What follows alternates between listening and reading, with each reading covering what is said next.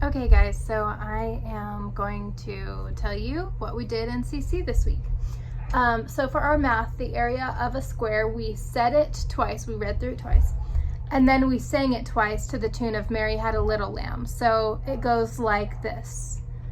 The area of a square equals length of its side squared. The area of a square equals length of its side squared. And we just do that maybe 4 times or so.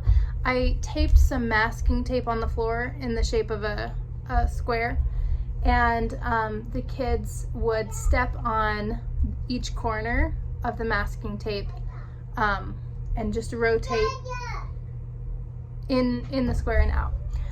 Latin was the same, just did first conjugation endings, future tense, and we talk about beau, since beau is the first conjunction of that.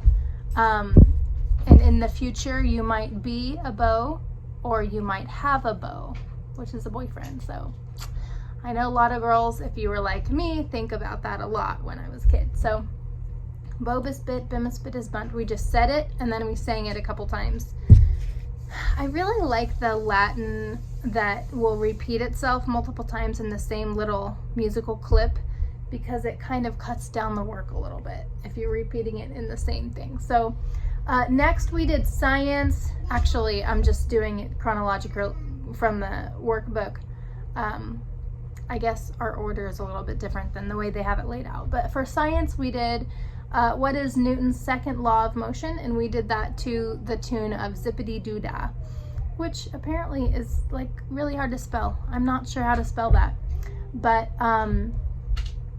so we sang it, and then I brought a little ball for them to kick into a crate and to kind of illustrate the second law of motion. So it goes like this.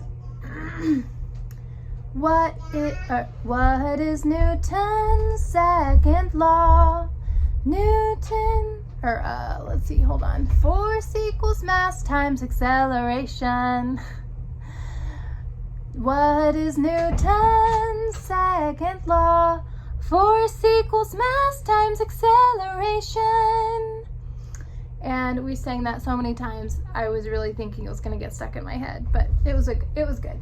Okay, so for a noun, we read through it twice. Or for English, we read through it twice.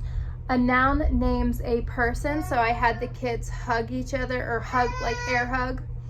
A person, a place, because it's like the teardrop on Google Maps, the teardrop map marker.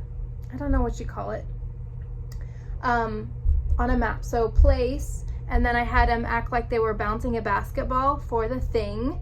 And then for activity, ball.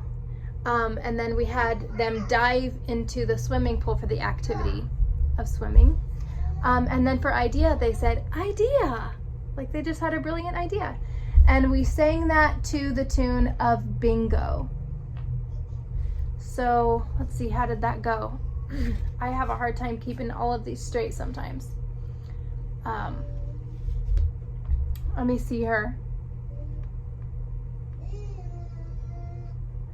A noun names a person, place, thing, activity, or idea. A noun names a person, place, thing, activity, or idea. Nope, that's Mary Had a Little Lamb.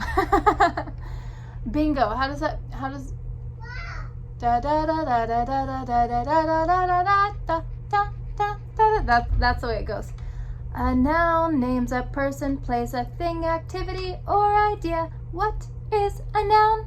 A noun names a person, a place, or a thing, activity, or idea.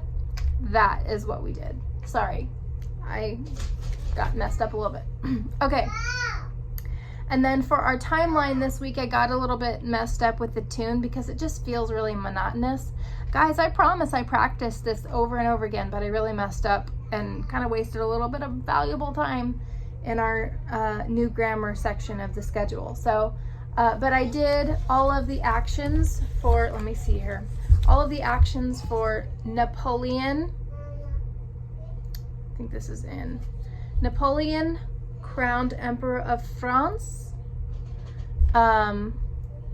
Liberation of South America. The War of 1812. This is the bombs, I guess. I think 1812 was the first time that they used bombs.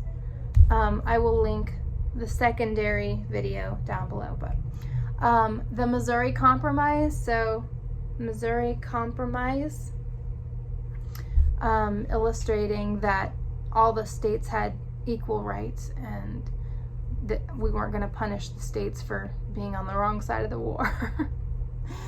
And then immigrants flock to America. So immigrants flock to America. So this is what we were doing for that. Immigrants flock to America. And then the Monroe Doctrine. So the United States was expanding, the Monroe Doctrine. And then the Romantic period of the arts. So I guess that was a very dramatic time. So we're doing like that. And if you can do that while singing, that would be great.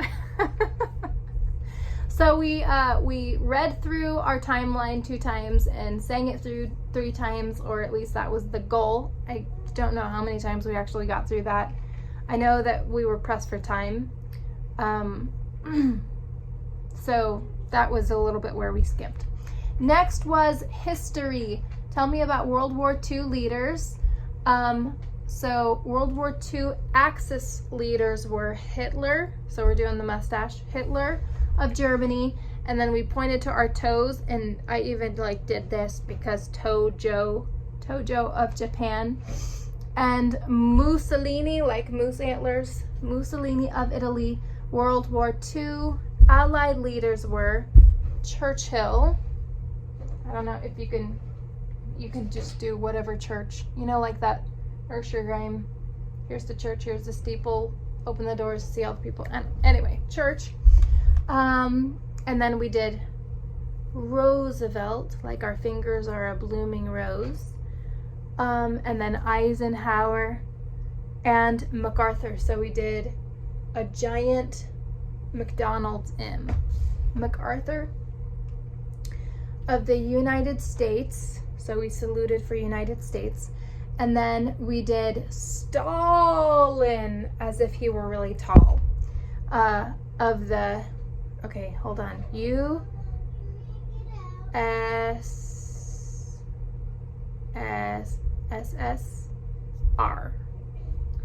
Double check on that, because I'm not sure about that. I can't remember. We were struggling. Hold on, baby doll. Okay, so next we did geography. We did geography last because I wanted to add a sweet little treat at the end. So we did the tune of London Bridge is Falling Down. Let me see. Central European countries, Netherlands, Belgium, Luxembourg, and Germany, Switzerland. And then I saw a really neat memory key that I didn't end up using, but nobody likes Jeremy Swiss. And that's the same acronym of Netherlands, Belgium, Luxembourg, Germany, Switzerland. So kind of a neat acronym if you wanted. I was actually at Aldi's the night before and I was thinking about buying cheese, like Swiss cheese. But instead I decided to go with Swiss Miss brand of hot chocolate. And so during presentation time, we moved from geography to presentations and show and tell and snack time. And that is when I brought out the hot chocolate. And I was a little bit nervous how the logistics were gonna work out, but I think we only had one spill, so I felt pretty good about that. Presentation notes. I tried to encourage them to be mindful of where their chin was at, if they were projecting into the carpet or if they were projecting into their audience. I think the kids did really well this week. For review, oh, well, I guess next, after presentations, my class does science experiments. I will link, oh, I forget his name, but I will link his video in the email down below. And that we did energy change and snap. And I'm really interested to see what the kids' favorites were between those. But that is from Van Cleve's Science Experiments book. And then for fine arts, we did just a little bit of study of, oh, what is her name? Hold on just a second.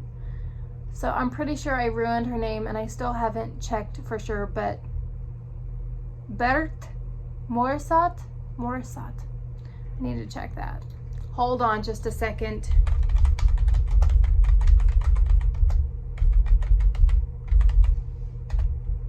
Okay, can you hear this? Pronouncenames.com. Berthe Morisot. Bert Morisot. Okay, that's how you pronounce it. Bert. I'm really glad that that's in the past now. Don't have to do that again for another, 2 years? So we did a little bit of painting with eggshells. One color had salt and one color had flour, and they used popsicle sticks to kind of just paint with globs. I guess she liked to paint with a lot of like bright colors and globby a little bit. So and it was a really interesting story because she was one of the few that was an artist back in the day when you didn't hear of women stepping out of the home very often to do other things, because, you know, painting is man's work. Okay, so that's how the week went. I felt like it went really well and I was encouraged. I hope that you were too. Let me know if there's anything we can do to make it better. It's kind of a dangerous invitation, isn't it? But love you guys. And oh, for review, I printed off a snowman dice game from Pinterest. And so you roll the die, and if you got like a 2, you could draw eyes on the snowman. I just slipped this paper in a sleeve from Dollar Tree, like those mechanical order sleeves things. My group knows what I'm talking about.